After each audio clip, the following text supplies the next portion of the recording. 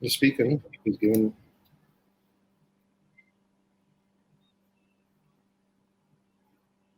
Music.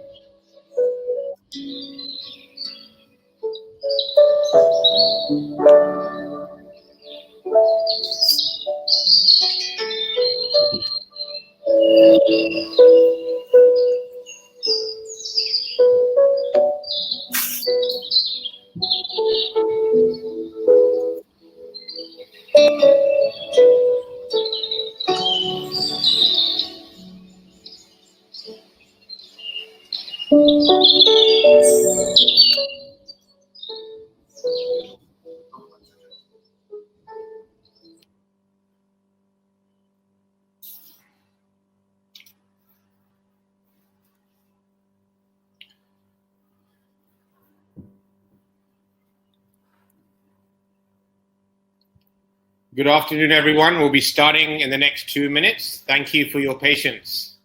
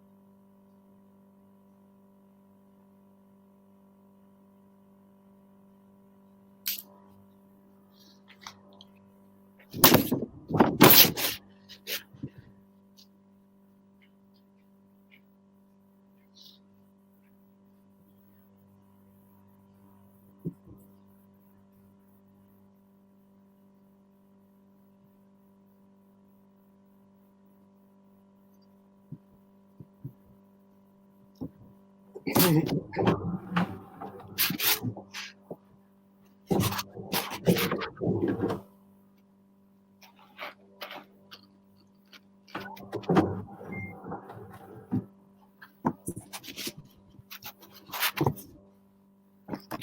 afternoon and a very warm welcome to each and every one of you on behalf of Right Selection. For the last 25 years, Right Selection has been collaborating with an elite group of global thought leaders, speakers, trainers, and executive coaches.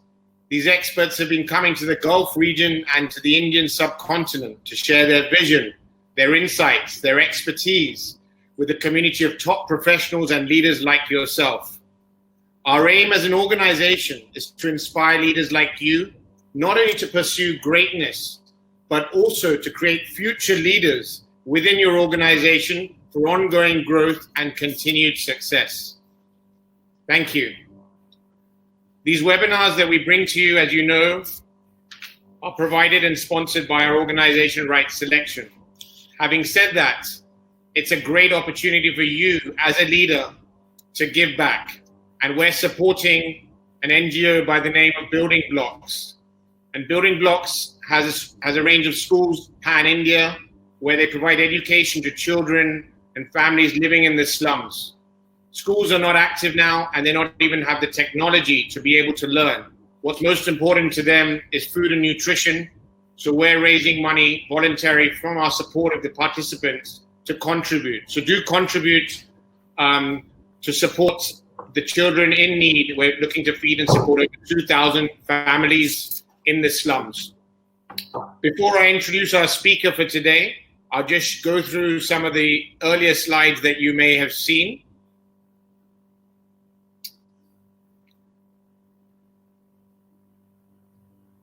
So it's great to have Passionpreneur Publishing on board as our partner. So if you're looking to publish a book, they'd be great to connect with them. Obviously, it would be a pleasure to connect with each one of you on LinkedIn. I like to stay connected with like-minded, like-hearted people, so do connect with me on LinkedIn. And do share your comments from the session today. Your experience and the value that you received today, do share that on LinkedIn. The link is shared on the chat group. As I said, we're looking to support 2,000 families living in the slums. Your support is highly appreciated in giving back and making a difference to those children who are hungry. Thank you. If you have content that you're looking to share in-house, then Kata is our partner for content sharing. Our upcoming webinar, it's all about decluttering. We're looking to declutter our lives, both personally and professionally, to give ourselves even more clarity. That's our next webinar on Saturday. This has been the series this month, covering various topics. And last but not least, you may have challenges on your browser. We encourage you to use Google Chrome. Keep your mobile away, ideally, so you can be fully present to benefit from the session today.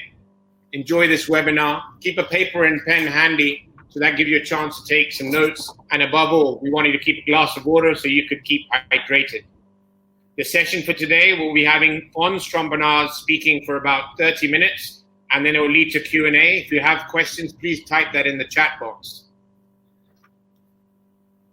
So Fons Trompenaars is live and exclusive today from Amsterdam. I decided to wear orange and be patriotic to my dear friends in the Netherlands. Whenever I've been there, orange is a color which represents and very closely associated with the royal family there.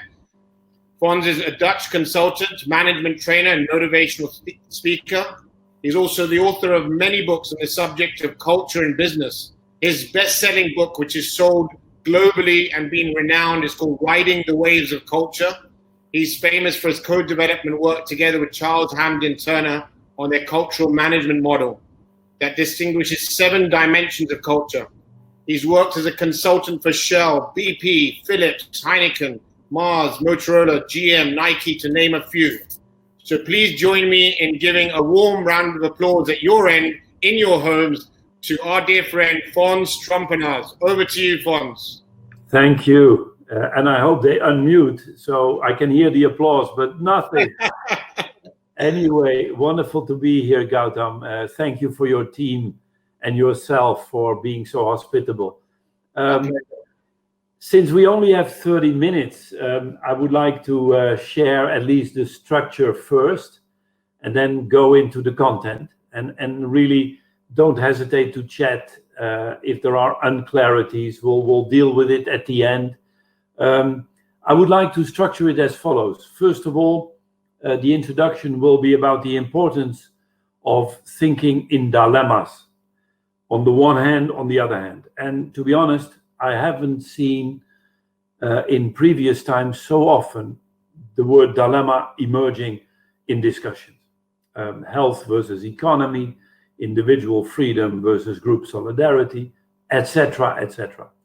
So after the introduction, which will take about 7 to 10 minutes, we'll go into how do these dilemmas emerge in organizations and in society.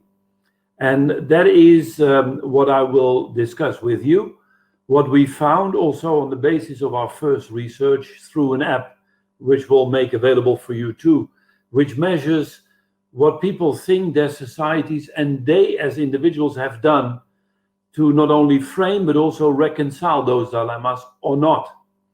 And at the very end of the speech, I will make sure that you get some levers to pull in your own environment as a leader within your organization. What can I do once I recognize some of those dilemmas, but to really make them work for me? That's a bit the idea.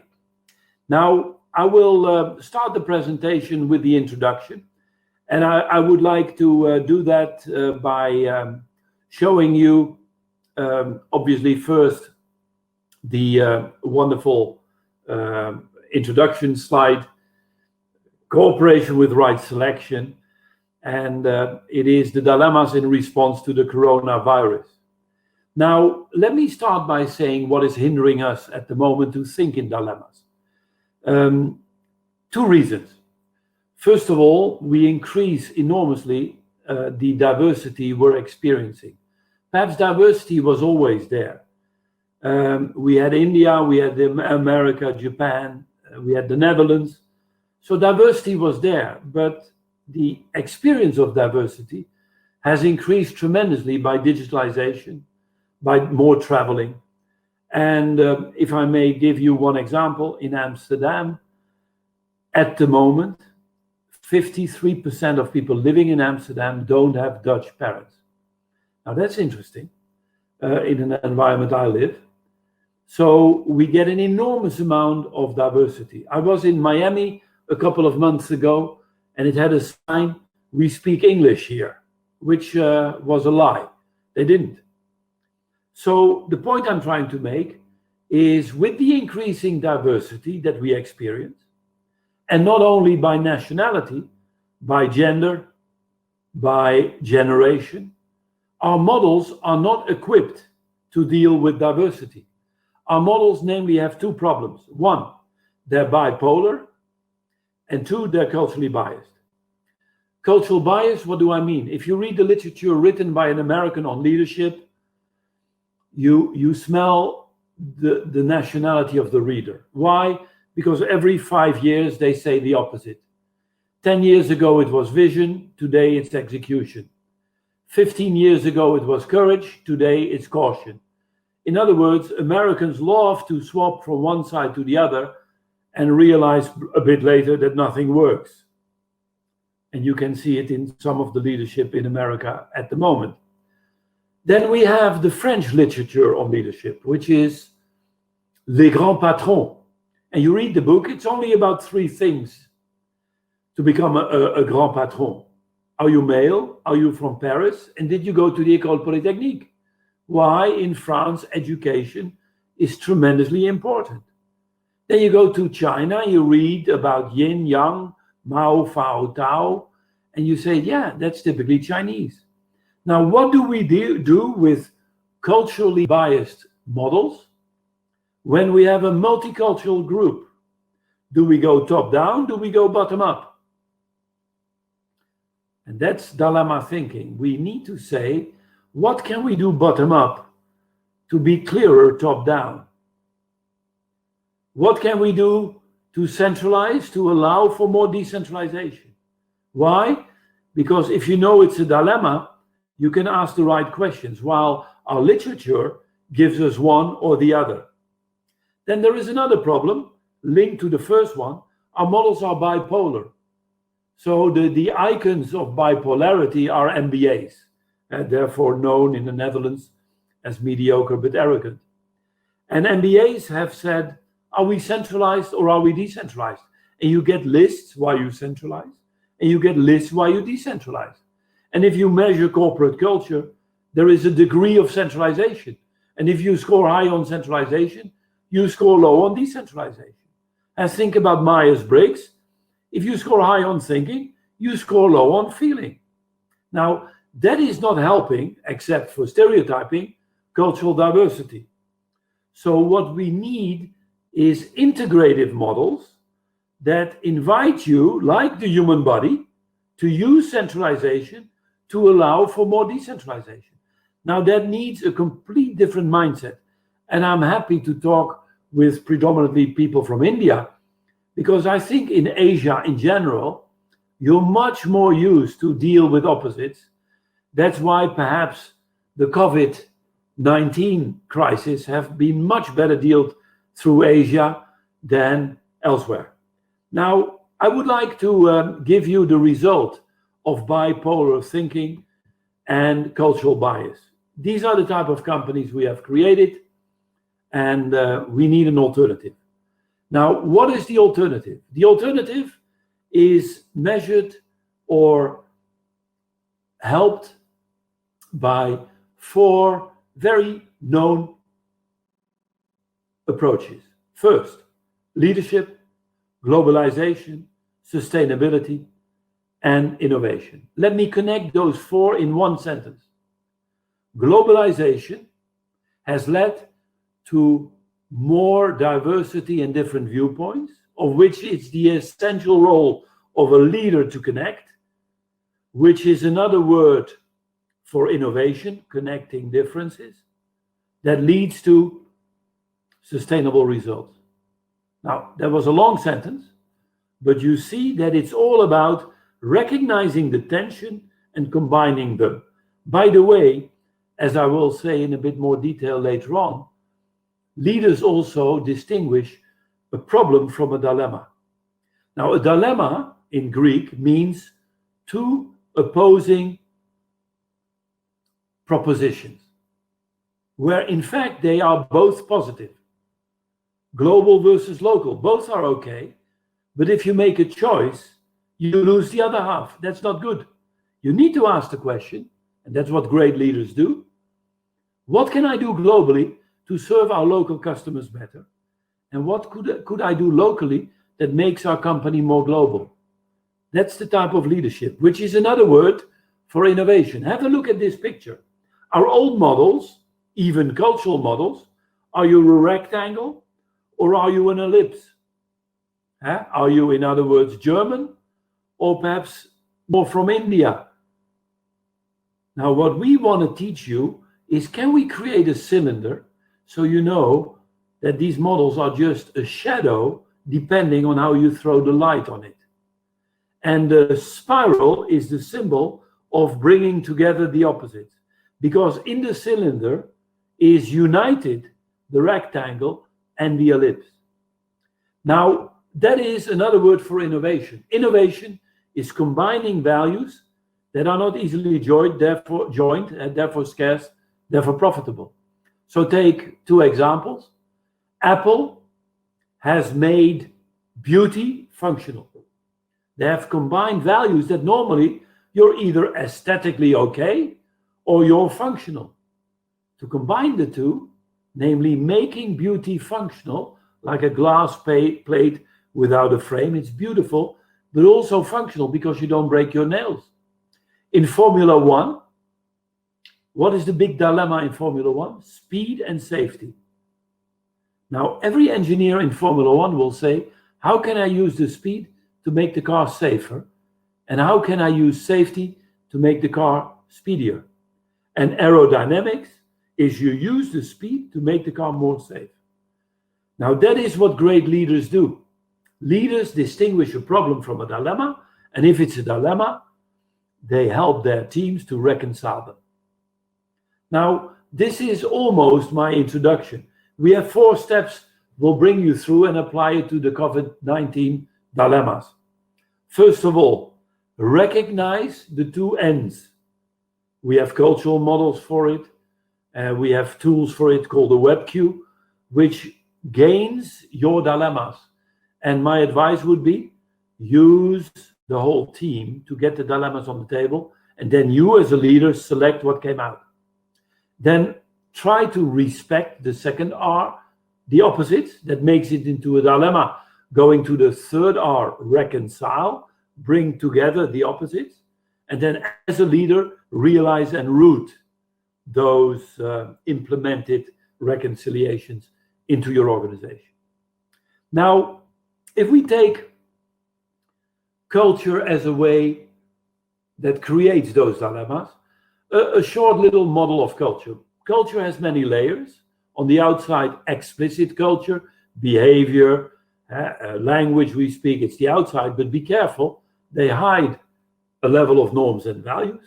And when the value becomes a norm, as Ed Shine says so beautifully, it slips out of consciousness and becomes a basic assumption. And I would like to discuss with you the basic assumptions that societies give a point of departure in order to approach the opposites. Let me give you another definition as a result of this.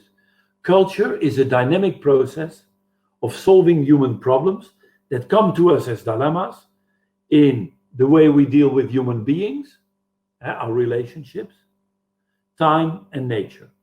This adds up to a 7-dimensional model, and I would like to take that model to give you an insight into the dilemmas created by COVID-19.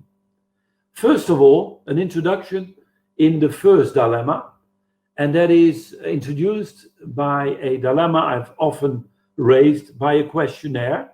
And this was the first question. We have done research over the past 40 years. The question was as follows. You're riding in a car driven by a close friend of yours. Your friend is speeding 50, let's say, kilometers an hour, where you're allowed to go 30, and he hits a pedestrian. You're sitting next to him, you're the only witness. You come to court, and the lawyer of your friend says, don't worry, you're the only witness. 2 questions. First, what is the right of your friend to expect you to testify to the lower figure? To lie for your friend. My friend has a definite right, some right, no right. Second question, would you lie, yes or no? Now, think about yourself. Would you like to be in this situation? I've never had a participant who raised his or her hand and said, nice situation to be in. All cultures see, regardless of your age, your gender, your national culture, they see this as a dilemma. So it's an interesting one. All human beings share the same dilemmas. There's nobody amongst you that doesn't want to help friends. And at the same time, there is nobody amongst you that doesn't have something with the truth. It's your culture, however, that gives you a preference of A over B over C or C over B over A. And that's what we measured. So culture is, in fact, the shared set of dilemmas where the preference for the approach of the dilemma is cultural. Now, have a look. We call this universalism versus particularism. A universalistic culture, don't worry, is a culture that would say, my friend has no right, and I will not help by lying. Why? You need to be consistent. There are system standards and rules. There are uniform procedures. They talk about clarity and transparency because there is one best way, the universal truth. On the other hand, be flexible, be pragmatic. It depends. Those are the people that ask, what happened to the pedestrian? An Italian once said, what happened to the car? In other words, we all recognize this, but a good leader, is a good leader consistent, Or does a good leader have flexibility? And my point is, it's the wrong question. You need to combine. If you are consistent, you can allow for flexibility. Exceptions, number 3 on the right-hand side, like an error, can be used to improve the procedures and the rules. Now, let me first show you the preference across nations. Now, here you have 25 nations in our database. We have 140. And you see that in Switzerland, over 95% of the people say, my friend has no right or some right and I will not help. So the dilemma is the same, but the Swiss people are rather towards, let's not lie. And that's true for most Protestant cultures at the very top.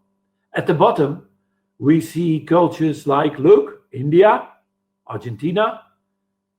Yeah, you have a friend and we need to help them. Now be careful, the top is not better than the bottom.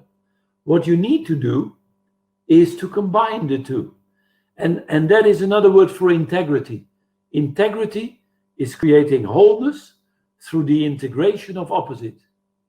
And I learned this in Japan, where in Japan they said, what we would do in Japan is we would test the strength of our friendship by convincing our friend he should tell the truth in court himself, so we can talk to the judge to lower the sentence. Wow. Creating wholeness through the integration of opposites. And that is the process of dilemma reconciliation. Now, this was the introduction. Let's go to some dilemmas that we have found in the COVID-19 world. There has been arguments that we need a standardized approach. For example, the fight between the states in America versus the federal government. Some say we need a standardized approach from the center, like in Europe, versus the countries in Europe. Because they say, no, we are unique and we need to be treated like a unique patient. Because the Swedes are different from the Italians, people from India are different from Japan, so leave it with us. Now, what can we do to reconcile? Have a look at this graph. One extreme says we base everything on the universal truth of science, one size fits all. Some say, and take this as a metaphor, we are a unique individual and we need a customized approach. Obviously, much too expensive. If we have untested vaccines, that's the compromise. Be careful for the compromise. Symbolically, we need to go to 1010, the top right-hand corner. And don't forget, what is happening in Europe or the different states in America or in the world is great unless there is no leadership that can combine the next best practices into a next practice and then globalize it. So the beauty of Europe is that, for example, Sweden has given complete freedom with some restrictions, but it was based on individual responsibility. While in Italy, after the disaster, was a complete lockdown. And again, in Eastern Europe, it was done differently. In the Netherlands, we had, and I'll come back to what we did in the Netherlands later on, another approach. Now, if there would be a great leadership in Europe, then you could say, wow, we could combine those best practices, a bit of Sweden with a bit of Italian, with a bit of Dutch, and that combination, globalize it. The problem, it needs leadership. So if we translate that to your organization, don't do immediately the standardized approach if you're still uncertain what is the best result. Try in the marketing division a bit different than in manufacturing, and in HR, again, some difference, but have the leadership to gain the experiences, combine them, and go into the best practice for all. Now, let's go to a second dimension within follow rules or adapt quickly to circumstances. which is another version of universal versus particular. Here we have asked the question to a small database of about now 1,100 people who have given separate statements where they were asked, how is your society doing on combining the discipline to follow the rules that authorities have given? That's the vertical axis. And the horizontal axis is how good are you in responding to particular situations, flexibility. And it's interesting, you see that there are cultures who do nothing on both, Iran versus those who have combined the two. China, the Netherlands, Switzerland, and you see that, and that's the research we're actually doing, that the more you combine the two, in other words, asking the question, what can we do to the rule that helps us support the particular situation? And what can we learn from the particular situation that can increase the quality of our rule? Those cultures are doing better in fighting corona than those who don't. But it's an hypothesis that we still need to test. And you will later on get the access to this free app. Please fill it in. It is also giving you an individual feedback on how you are doing and how your society is doing. Now, a second dimension is individual versus group. What is the major COVID-19 dilemma raised by this? Now, first of all, how did we measure this? A, gives people as much freedom as possible, or B, no, you have to take care of each other. And we have now not taken nationalities, but different age categories. And you see that the difference between them is almost as big as between nations, whereby younger people, by the way, the database is 140,000 people, are more individualistic, and older people get more communitarian. Now, I would like to give you a case study in your mind, and that is the COVID-19 one. It was a discussion we had in the Netherlands. Do we give people individual freedom, or do we ask them for group solidarity? Now, if you go for group solidarity without individual freedom, you run the risk that China and South Korea is now facing. Very disciplined for the group, complete disciplined lockdown, with one risk, that if you open up, like happened recently in Seoul, that you get a second breakout because there was not enough immunity and discipline, because you just follow the rules of the group. Sweden, let's wait and see. It looks pretty okay, but you give people complete freedom, but no group solidarity, and we hope that the Swedes do, and there are some positive things. So Sweden might be a reconciliation. And we call this an intelligent lockdown. And I think in the Netherlands, although like Italy, we had a very bad start because of some carnival celebration in the southern part of what we are now doing is we give people freedom within some rules, like hygiene, washing your hands regularly, like 1.5 meter distance. Within that freedom, people can do whatever they like, but group solidarity is that we have created a world where we hold each other accountable if you don't follow the rules. And that's called an intelligent lockdown. Now, competition is the more generic word. You individually compete to better cooperate, and you cooperate to create individual freedom. We come to a third one, which is, what do we do with emotions? Now, the big dilemma in COVID, now this is how we measured it, big differences across the world. At the top, more neutral. You see a lot in Asia, more neutral people. They have emotions, but they don't tend to show them, as well as in the Middle East, Egypt, Kuwait, and Spain. Now, the big dilemma is the following. Do we go for IQ or do we go for EQ? IQ is follow what scientists say, rational, no emotions. So in the Netherlands, in the beginning, 6 weeks ago, we said, let's keep the schools open because young people don't infect each other that much, was then the insight scientifically. And the consequences are less serious for young people, especially up until primary school.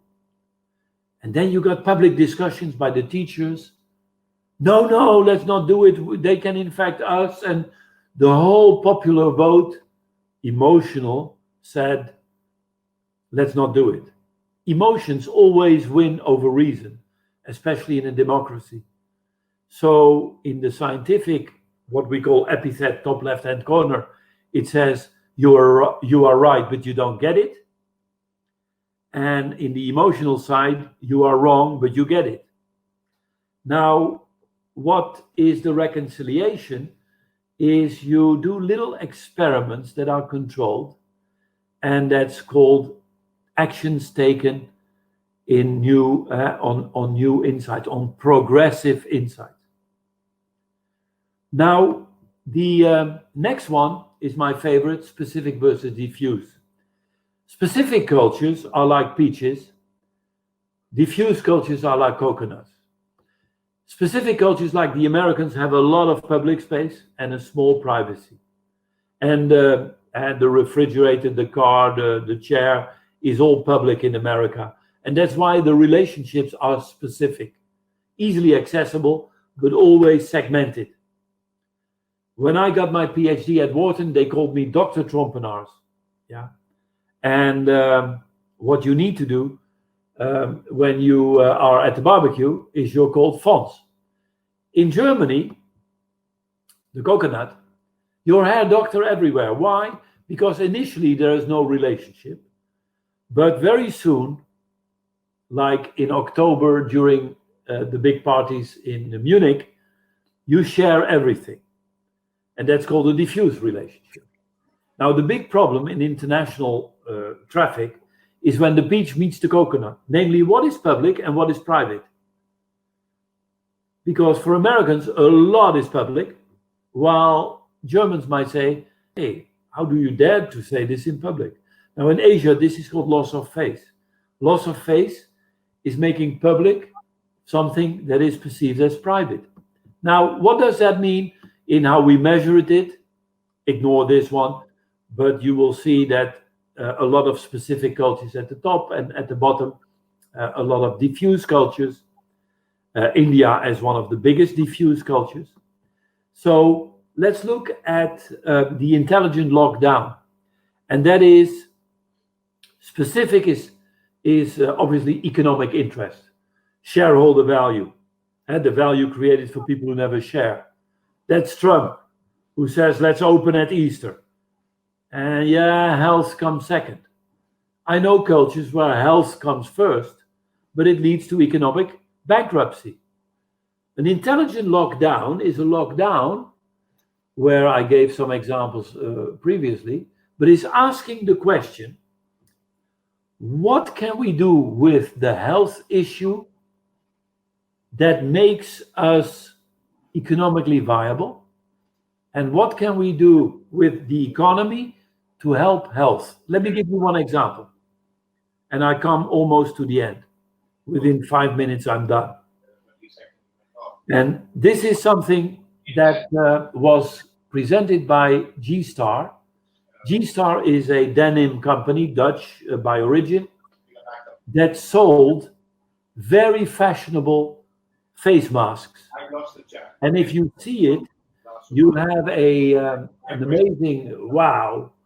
And they were advertising the face masks last Friday evening, at the price of $65 US. They were sold out. They sold worldwide, 100,000 face masks. Now, what I'm trying to say is it's not health versus the economy, it's asking the right question. How can we, by being fashionable, which is our business, provide products that keeps us healthy and make money out of it? Another example is in China, where a big restaurant chain is now delivering unprepared food in the right portions to the client with a recipe how to cook it. They tripled their turnover compared to the old restaurant with the tables. Now, these are examples with the big dilemma, how you combine health with the economy by asking the right question. My last one, by the way, is do we go for specialist or for interdisciplinary type of discussions? We need both. We need to have great specialists joining interdisciplinary. And I've seen in the Netherlands too many medical people who are not stupid, but there is the economy, there is human behavior, there are young people and older people, put them together and go for it.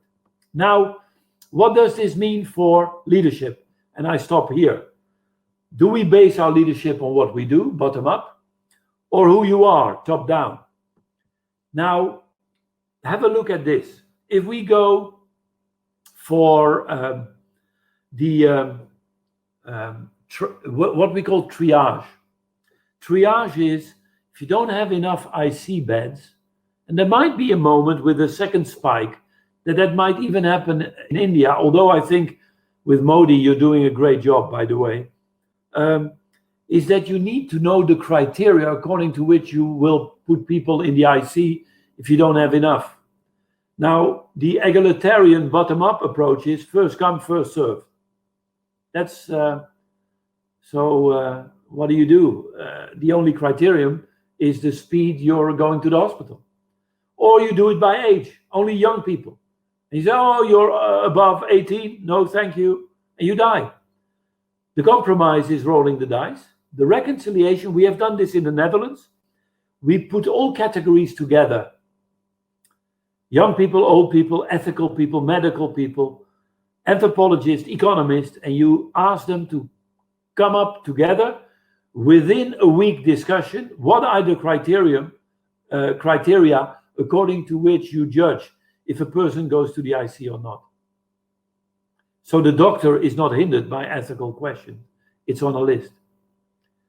This means that you need to be a servant leader. Last example, a servant leader as an example is a leader that listens to people and then takes a decision. So there was an American company that 400 people working there, and he looked at the numbers and he said, I have to fire 100 of you, but I don't want to. Come up, all 400. I invite you to come up with a solution that avoids us to fire people. Within a day, they had an agreement. The top gave back 40% of their salary, and the people with a lower income gave in 10%. And in total, it was exactly a savings of 30%. He didn't have to fire anybody. Now, the guy who asked that the CEO to their people took a risk. But the company is alive with enormously motivated people. I come to a conclusion. And the conclusion is, frame some of your challenges as dilemmas and try to find the famous question, what can I do with value X that makes value Y better? What can I do with my economy, with my business model that gives us more health, or vice versa? Then you're in great shape. Now, we can help you in two ways. One, we have an app, and I'll show you how to get it in a second. And also, Gautam, Right Selection, will help you by giving you that by mail. And that is an app for free that measures where you are on the dilemmas. We will also develop very soon a corporate one, so you know what your people think. and then run a workshop on how to reconcile those dilemmas. We have a 6-step approach. I don't want to bore you with it because I've been talking long enough and I hold you for 35 minutes by now. And I'm very keen to hear your stuff. Now, a final little thing I wanted to show you.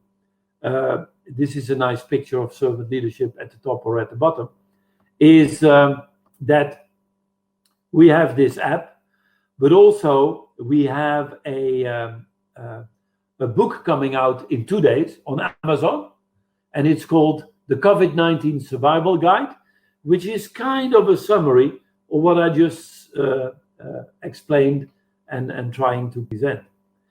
I would like to thank you for your attention. Let's now go into Q&A. Gautam, please.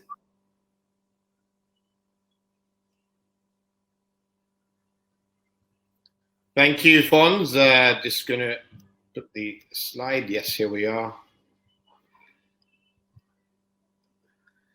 Thank you, Fons, for your valuable insights over the last half an hour. I really appreciate that.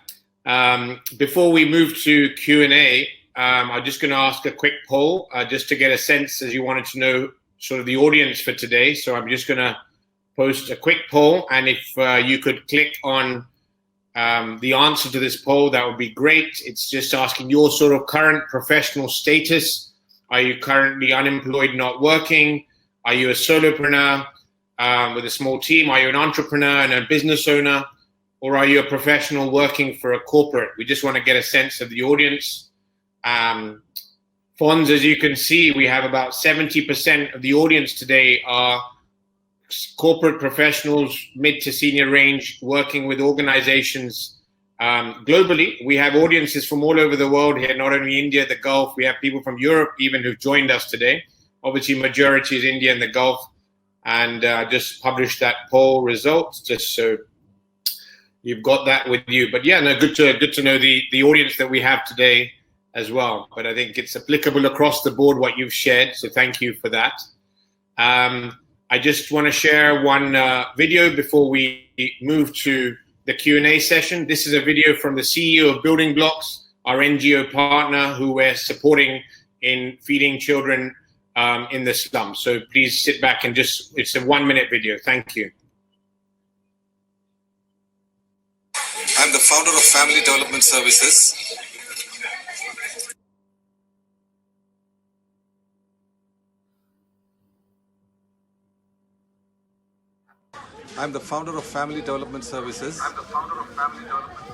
We have started this organization about 16 years ago in Bangalore. And our focus mainly is on education for children from slums, where most of the parents are daily laborers. They go out every morning, earn funds, and come back home with money. So today, with the COVID-19 situation and the lockdown, many people are not able to go out to work and earn money. So that has put them in a very critical condition because the children are at home and there is no food to be found. So we started a food bag distribution. We have distributed about 2,200 bags. Each bag is about 25 kilos with rice, dal, all the essential stuff. We have totally so far distributed 50,000 kilos or more a little bit. So the need is so big that 50,000 kilos is nothing. The number of people just in this one slum is about 2,500 families. And what we have touched is about 300 families. So the need is big, and we want to appeal to you to help the people in this slums where people are in desperate situations. Thank you so much for the Gulwadi family for stepping out and wanting to help with an appeal to all of you that are going to be approached by Gautam and Ram. Thank you so much for your help. Thank you so much for your help.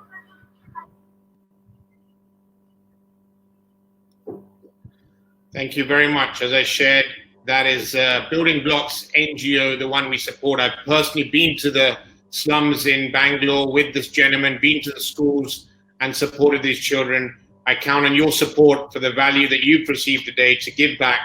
And someone asked on the chat, it's just 500 rupees per child per month. So that's in your hands if you'd like to contribute and make a difference to sending food to the children in the slums. Thank you very much. Moving quickly on to the Q&A session. We've received some questions on the chat. So Fons, I'm going to ask you the questions and then you could take on the answers from there. So the first question I have is from Eleanor Ellie. Her question is, how can you apply an intelligent lockdown in such a critical situation like Italy or Spain? Yeah, there are moments that you really don't feel any dilemma. It's just, we have to stop this. So it's a beautiful example of that there is no possibility to deal with dilemmas because there is none. You have to make choices.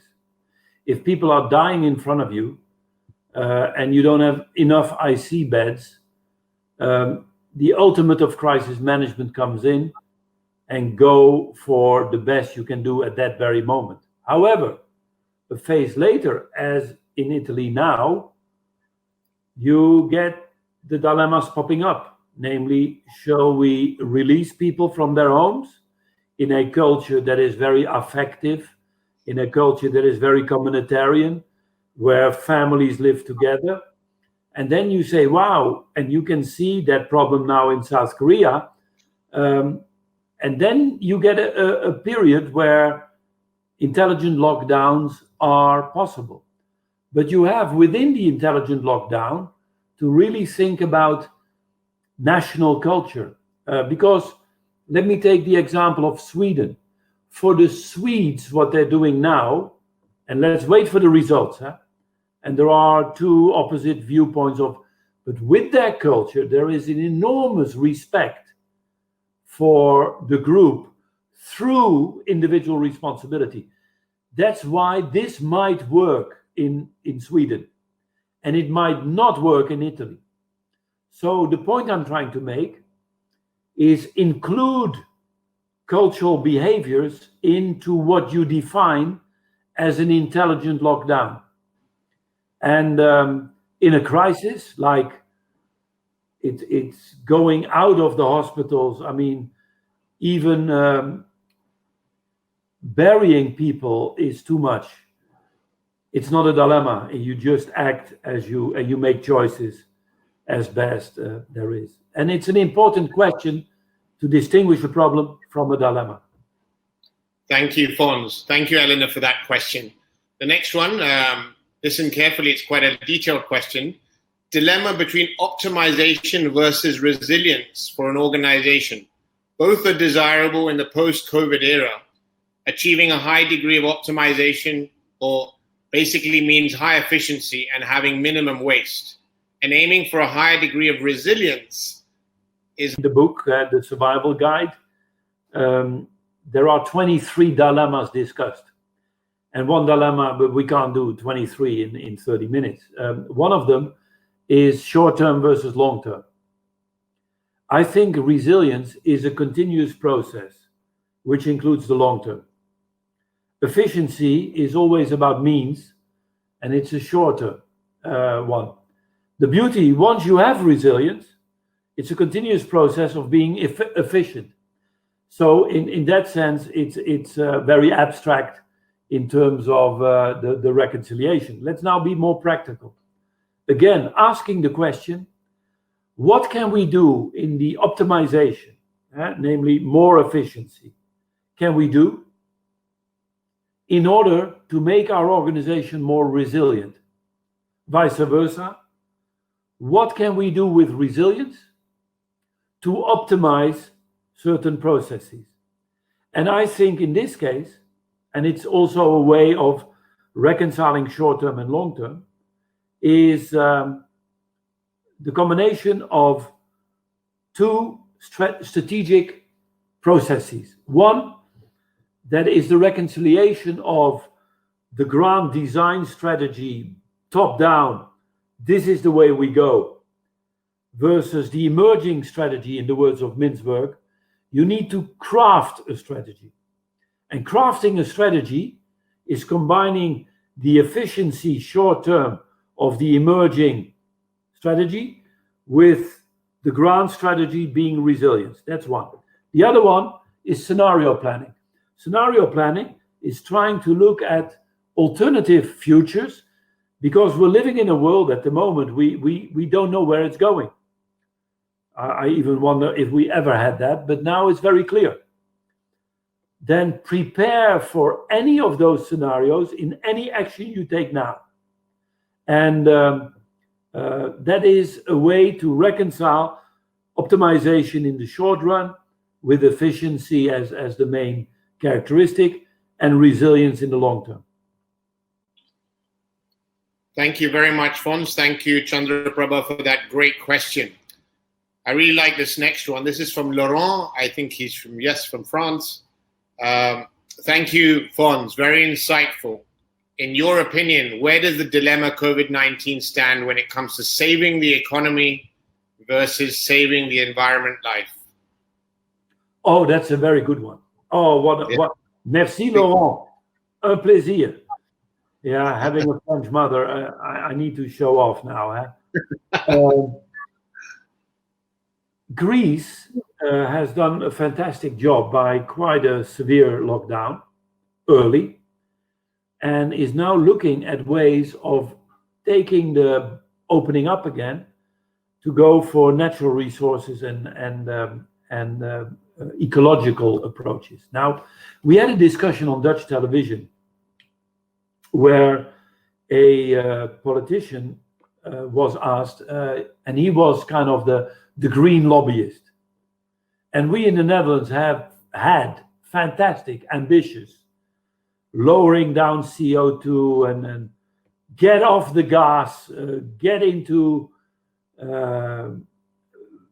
billion and billion of dollars investment in the ecology, in green. And the interviewer asked this guy, yes, sir, are you still going on for this nonsensical ecological stuff? Now our economies are going down the drain, and etc. And the guy responded very smartly.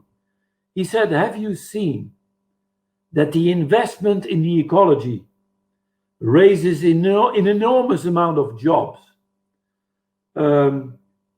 If we get rid of the old traditional economies based on traditional energy sources and we go into the new ones, it's the best way to get us out of the economic recession by investing heavily on ecology. And to be honest, I was convinced by his arguments, rather than just trying to give it all to the traditional energy companies that would warn, yeah, otherwise we have to fire 10,000 people.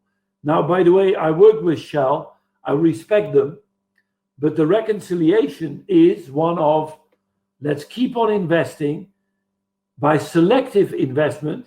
And I think one of the selections is to lower the curve of CO2, perhaps also in the longer run, by investing now heavily rather than supporting the jobs of traditional industries. So I think there are reconciliations possible, but it's by doing selective investment. Thank you, Fons. The next question is, what one important aspect of leadership will help leaders to successfully progress in the near future? I personally believe, and I'm repeating myself, servant leadership is the way to go. And servant leadership is a very simple concept. And servant leadership is enabling other people, not yourself, that comes later, enabling other people to perform better. Like your little video, that's a servant leader. Like you showing the video. You're not there for yourself, you're there for others. A good father and a good mother are servant leaders. They can be tough, but they never do it for themselves. They do it for the child. They can caress the child, but if you only caress or if you're only tough, you're not a servant leader. You are tough within the context of unconditional love. Now, all the icons of religion, including Hinduism, Mohammed in Islamic thought, Jesus Christ, Buddha, we're all servant leaders. We love our wonderful Gandhi. I'm talking for myself. I love Mandela. And perhaps I have other thoughts for Trump. Why? Because they are servant leaders. They don't build walls, although Mexico is very happy with the wall because the coronavirus stays in America. But can you hurry up, please? But it's wonderful to see that these people, after 25 years or 27 of jail, Mandela comes out, and instead of saying, what can we do to kill the whites? He said, what can I do to make South Africa a better country? Now, these are servant leaders. And I think in the moment of crisis, and I gave example of the American CEO who asked his people, what can we do to not fire people? That you get the best results, especially in a crisis. So go for servant leadership. And by the way, there's a lot of empirical research that it leads to better performance. Thank you, Fons. The next question, we'll just take a couple more questions before we need to wrap up based on our time for today.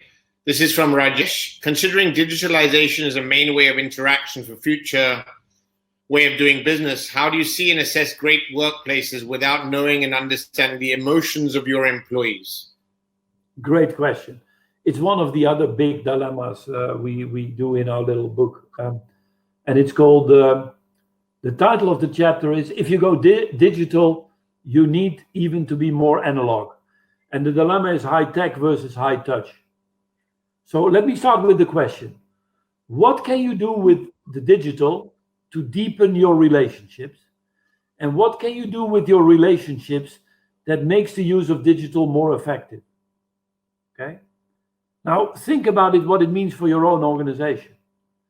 A lot of research has shown if you do remote work digitally, that it's very important that you have face-to-face meetings from time to time, because the context within which you read emails, look at screens is quite different once you have met a person.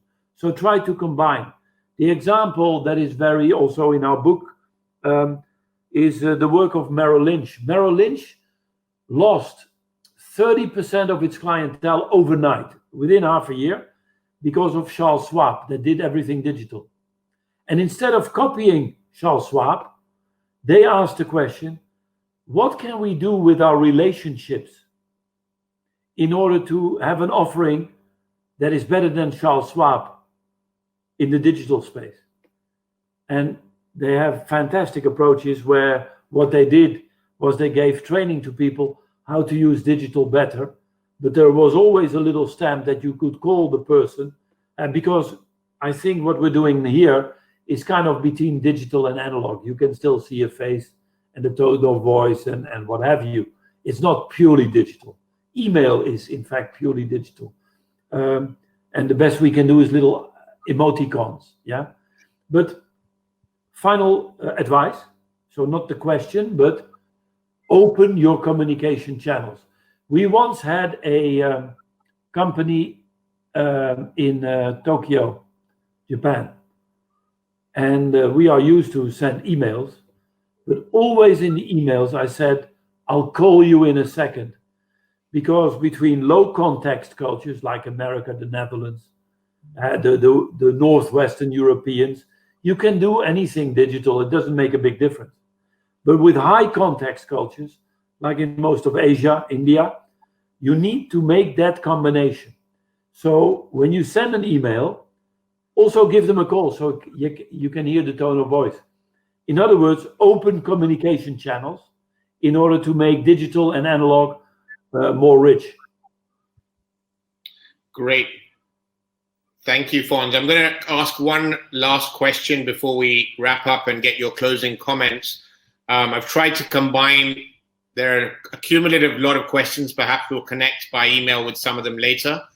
But this one is, the government has huge expenditures globally. Corporates have high fixed costs. What will be the impact post-COVID on employment and the economy in this new era? And the connection to that is, in your opinion, Fons, what do we need to accept as the new normal for all of us post-COVID? Obviously, nobody knows, but that there will be a new normal is quite interesting. Even if tomorrow we have a cure, a vaccine, or I believe personally a vaccine, because we have to test, and testing, it's a bit like a good French wine. You don't put it in the microwave to make it older quicker. Testing costs a lot of time for the side effects. So in that sense, I think the vaccine will take a long time. My hope is on lowering the curve of individual suffering. In other words, that they can lower down the lung diseases by, a good medicine rather than a cure. Okay? But suppose even when there is a vaccine tomorrow, by sheer luck, then still we have learned from this crisis, namely that only going digital is very painful. I miss my people, and I see them every day on the screen. Now, I have nothing against screens. It can be, because I also found out our meetings are much more efficient. We just say we have an hour, and within an hour you say, and normally it takes 3 hours, right? Because they come to you in the corridor and a cup of coffee and blah, blah, and you don't have that. So what we will, in the new normal, have experienced is we need face-to-face and digital in a combination. We will work more from home, etc., etc. So I think that the amount of loss of jobs can be minimized if we ask the right question, how we can, with different behaviors, we still have an economy that runs. We are finding out this is only 2 months old, which is nothing. But we're already learning how to cope with it, even at a distance. Now, obviously, some industries will suffer more than others. If you take travel, it's difficult, but still there. Let me give you an example. There was a Dutch company with 100 planes that does low-budget vacations. They have now offered what they call a non-corona vacation, where you are tested when you go on the plane, where you get a mouth cap on the plane. You're tested again when you arrive in the hotel. The hotel is only for the guests with that plane. People cannot go out, and it's an all-inclusive. The people who serve in the hotel are tested, and the bookings are coming out of their ears, right? Because everybody wants to go on vacation. They have a free test, and the price is the same as what they offered in the same hotel before. Now, I'm giving these examples because I'm hopeful that gradually we will find ways of not hurting the economy too much. But regardless of that, even if we would go back to normal, whatever is normal, we will still have the experience of some dilemmas that we will cope with better than in the past, like no traffic jams, working from home, combining digital with analog, individual responsibility leading to group solidarity, etc., etc., etc.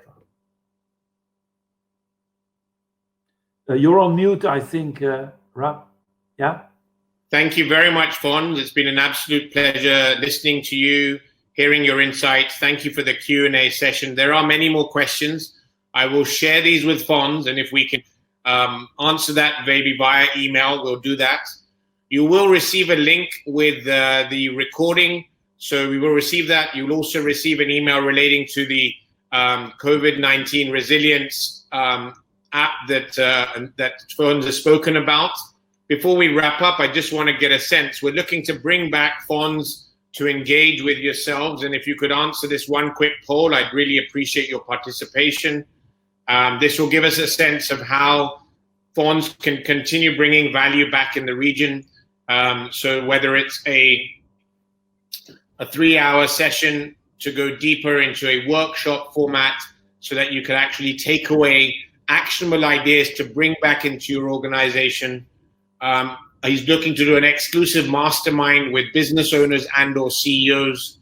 And last but not least, it's sort of a weekly coaching program, again, over 12 weeks. So it's just to get a sense of what you would be interested in to know more about from Fons, which will be releasing in June for each one of you, for those interested to really engage and embrace the learning experience that Fons has from his global knowledge in this space. So thanks for your input there. Fons, I believe I'm just going to the slides, but I think you anything you want to say about the book, or before we wrap up? We have been working the last 6 weeks, including research on coming out with the COVID-19 survival guide. It's a book that summarizes, as I said earlier, the wonderful world of dilemmas in COVID-19. It includes all the slides, etc. And it's available very soon, 2 days, 3 days at Amazon.com. We will see, perhaps, Gautam, if we could make an Indian version. I would love it. With Google Translate, it's amazing, the quality. Now, I don't know in Indian language, but it's in English, so many of you speak that much better than I do. But that's one. It comes with a free app. So if you're in the book, but also separately, you can do a wonderful little self-test. It's called the COVID-19 Resilience Test. And that will be available by a link. And with right selection, we will see if we can get you the link so that you can go for it in a very productive way. Thank you very much, Fons. I'll just take a moment to just once again acknowledge one of our partners, which is Passionpreneur Publishing. And for those who'd like to connect with me on LinkedIn, it'd be an absolute pleasure to connect with you on LinkedIn. Simply click on the link and connect with me. It's nice to stay connected with like-minded, like-hearted people who have a passion for continuous learning. There's a link as well to share your comment on your appreciation of the time and value that Fons has brought with you today. So do click on the link and share your comments. Obviously, we've shared the link to support the children and help them achieve the food that they're looking for in the slums. This is our upcoming webinar on Saturday, 16th May at 11 o'clock India time. And this is about declutter your physical and mental world by changing your lens by Sahil Mehta. This is a general series that we've had of webinars. So I'll press pause and say once again, on behalf of Right Selection and our audience with us today, Fons, thank you, God bless, and have a great evening. Thank you very much, and a special hello to Ram, your wonderful partner.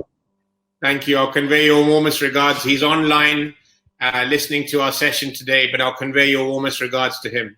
Thank you so much. My best wishes to you and your family, and we look forward to staying closely connected. Have a good evening, and God bless. Thank you so much. Bye. Thank you. Thank you. Bye.